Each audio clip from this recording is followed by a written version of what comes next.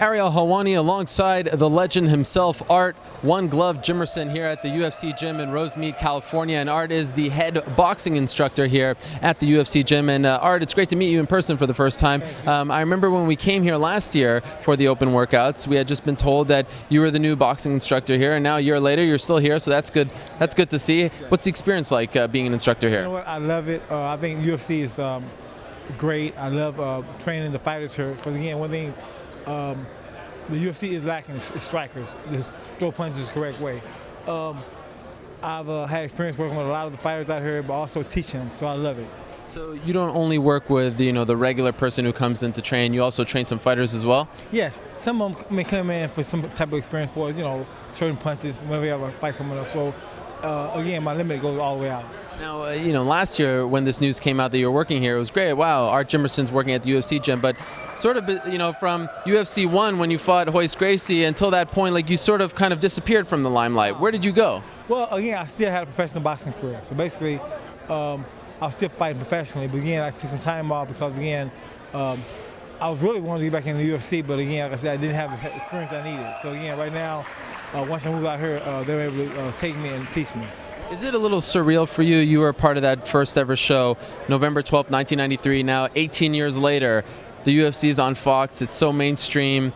People are talking about it all the time. It's a massive sport. It's an actual sport itself, MMA, as opposed to back then when it was just ultimate fighting, so to speak. Is it sort of surreal for you to see how much it's grown in the last 8 years? I am totally shocked. I mean, because again, in the beginning, when we first started off, it was just 8 fighters, and again, we were basically babies growing up, and I never knew it would get this big, never. I never had enough fathom in my mind it would get this big. So again, to be a part of it, I was just so excited. You thought maybe it would just be like 1 or 2 pay-per-view events, right? Yes. I mean, I was even offered a part of the deal for a percentage of the UFC because they didn't really have enough money to start off. So starting off, like I said, we had a couple of things on the plate for what they offered me, but I just never thought it was this big. You didn't take it? No, I didn't. I mean, like I said, at the time I had some attorneys managing me, and they said, you know what, Art, the exact words were, take the money and run, because this thing's going to last for a couple of years, it's going to blow out. I'm like, because they offered me a percentage. I say, so I talked to my managers for their advice, and their advice was, take the money and run, because it wouldn't go nowhere. It'll last 2 or 3 years, and it'll just blow out. You regret that decision? Come on now, look around.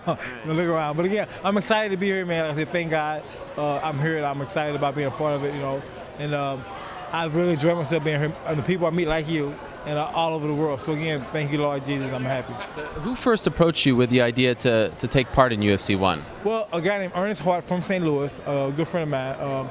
And he talked to me about doing it. He played, I think, in a couple of movies, Karate Guy. And Art Davey ended up contacting me about doing this. And again, I was ranked number 7 in the world as a professional boxer. Had a couple of titles under my belt. And again, when they talked to me about it, they really didn't fill me in about what to look forward to. Once I got here, it was too late. Had you ever heard of Brazilian Jiu-Jitsu back then? I never heard of anything. I mean, one thing I did do, I followed a guy named Don Wilson. We did some things back in the day, and Don Wilson was a guy I sparred with, and basically, blooded him up pretty bad. So I thought him was more of an exhibition. When this came out, it was more so an experiment. And again, like I said, I had no idea what I was getting myself into. Never. Whose idea was it to come out with just 1 glove? Well, again, I was going to fight for a title fight against Thomas Hearns, and I'm making a lot of money in professional boxing. So, I knew, getting into this sport, they said no rules. So I figured, what, I felt kind of bad for Royce. I mean, think about it. I'm knocking guys out with 60-ounce gloves on. If I hit him with my bare fist, I'll kill him. So I felt bad for him. So, what, I can't do this. So I walked out with 1 glove because I had another fight coming up. So I didn't want to jeopardize my chances with that fight. So basically, I wore 1 glove. In hindsight, do you think that was the wrong decision to make? That maybe it would have been better just having no gloves? I think so. Also, I think so. I had some type of experience getting in, some type of groundwork. Once he got me on the ground, I looked up to the referee to help me. The referee said, keep fighting. I'm like, keep fighting?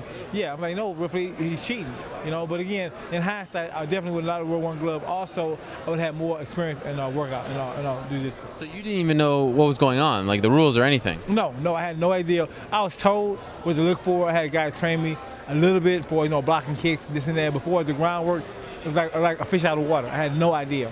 But in a weird way, your legend has grown since then because of the 1 glove. If you just came out with no gloves, people might not have remembered you the same way, right? It is so shocking because, again, like I said, I can go anywhere in the world and people remember me. Once they see my name, it's like, oh man, wow, can I get a picture with you? So I'm excited about that. But again, like I said, I wish I could have somehow done more. And even now, I tried to get a fight with Hoist in Rio. I was just trying a rematch or either fight Kimbo Slice. I don't care. I just want to fight somebody.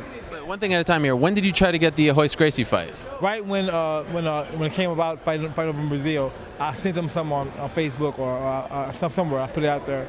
And again, like I said, I respect him so much. A great fighter. I admire him for his art. So again, that kind of died off. Hoist's been doing a lot, so I respect him. So not on his part, he didn't back out or anything. He just like I said, I offered it out there. They said no. Well, are you well versed in BJJ now? Of course, a lot more. I mean, right now I'm teaching boxing. Also, so it's like we're bordering because I'm teaching them, they're teaching me. Right. Okay. So I got a lot more experience in BJJ now. From the time I started off. So my whole thing is knowing how to what's the word they use, where I can get them off of me where they can't get in close to me. Right. Yeah. And you mentioned Kimbo Slice. He went from obviously the backyard brawls to MMA. Now he's in boxing. Right. You want to fight him in a boxing match? In a boxing match, yeah, no MMA. Yeah, have you put out the feelers? I did. Well, a little bit. I mean, like I said, I mentioned it in the Well, here we are right now. Well, again, Kimbo, I dare you. All right, right now I want you, and if you give me a chance to redeem myself for boxing. You can't be the real boxer. You can't. I mean, right now, I respect you as the MMA fighter before the boxing, night and day. I mean, I've been there, I've done that, and I've tried MMA, I failed. So now you're in my ring. So in my ring, I can't be beat. I don't care if it's Hoist Gracie or Kimbo Slice. Now, when's the last time you had a pro boxing match? It's been a few years ago, but again, you gotta understand, I'm in the gym every day. Right. I train here, so I'm hitting the bag, I'm doing MMA. So again, like I said, I never left. I'm here right now. Now, what do you think of his boxing skills? Have you seen the clips? I've seen a couple of them. Again, you're fighting trash cans, or you're fighting some tomato cans. Come on. I mean, so I can't really see much of them. But again, I don't see him lasting 3 rounds with me. Because I've been doing it for 30 years. You know what I'm saying? So my thing is, I respect him as a guy before as a boxer, no way. So maybe it can happen now. Call up Gary Shaw. He's his promoter, and you can make it happen. I want it to happen right now. Me and Kimbo Slice. I'm calling him out. Do you still have that one glove? I think it's on my mom's house. Oh, okay. Yeah. That's precious stuff. That should go to the Hall of Fame whenever there's an actual UFC Hall of Fame. Well, we'll see. We'll see. So for now, you're at the gym, but you want that Kimbo Slice fight. I do. I'm in the gym every day. Again, I'm a head trainer here as far as boxing. I'm hitting the bag. I'm working out. I haven't fought in a few years, but it doesn't matter because again, like I said, I'm in the gym. I'm training every day. I'm running every day. I'm working out. How old are you now? I am 48. 48. So in great shape. Great shape. Yeah, I got George Foreman and I got Evander Holyfield backing me up. All right. You still got that chest hair too, right? I remember that. Yes, sir. Yeah. All right. Well, a pleasure. Good luck to you, and hope that you get that fight. Thanks, buddy.